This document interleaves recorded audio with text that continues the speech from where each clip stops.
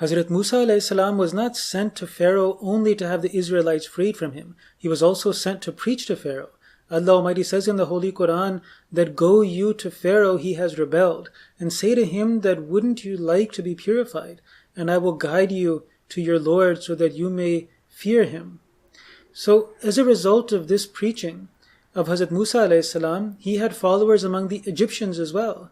Allah Almighty says in the Holy Quran about one of his followers that, "And a believing man from among the people of Pharaoh who concealed his faith said," and then the story continues from there. Now, we also find that Hazrat Isa alayhi salam preached to the Buddhist people who were living near the Israelites. The promised Messiah alayhi salam wrote that as some of the Jews had accepted Buddhism, there was no alternative for this true prophet, meaning Hazrat Isa alayhi salam, but to turn his attention to the followers of Buddhism.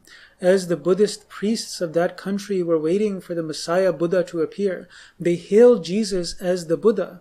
It was indeed a blessing for the followers of the Buddhist faith that he, meaning Hazrat Isa alayhi salam, stayed among them for quite some time, and they came to have a good knowledge of the facts of his life and his noble teachings. However, the fact that they preached, these prophets of God, they preached to non-Israelites, this doesn't mean that they were universal prophets. Hazrat Isa alayhi salam is mentioned as a prophet sent to the children of Israel in the Holy Quran. That means that his teachings were primarily for the needs of his people in his time, although other people who he happened to encounter could still benefit from his light. Hazrat Khalifatul Masih Rabi rahimahullah explained that when the promised Messiah alayhi salam lays stress on the fact that Jesus was not for the whole world but only for the Israelites, it does not mean that no one else could accept his message. What he means is that the main purpose of his coming, like the earlier prophets, the prophets who came before him, was to a certain people. None of the earlier prophets was universal. We argue against their universality.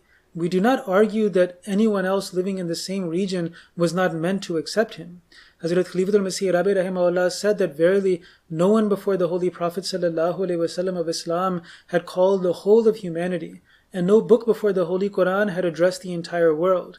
The first such claim was made in favor of the Holy Prophet of Islam in these words, that, "And we have not sent you but as a bearer of glad tidings and a warner of all mankind, but most men know not." And also it is in the Holy Quran that, "Say, O mankind, truly I am a messenger to you all." So this is the subtle point in the reality, that just because the previous prophets at times as an exception could and did preach to people outside of the set group of people that who they were sent to, but there was only one prophet whose responsibility was to give a universal message to all of mankind, and that was the Holy Prophet ﷺ.